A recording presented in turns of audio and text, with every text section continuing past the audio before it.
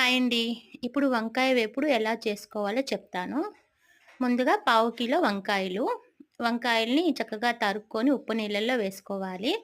తర్వాత స్టవ్ పైన కడాయి పెట్టుకొని తగినంత నూనె వేసుకోవాలి.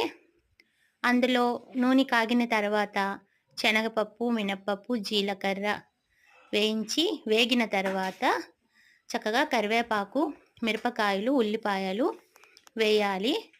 ఒక 2 నిమిషాలు వేగిన తర్వాత అందులోనే కావాల్సినంత పసుపు వేయాలి. పసుపు వేసిన తర్వాత అల్లం వెల్లుల్లి పేస్ట్ వేసి చక్కగా అన్నీ కలపాలి.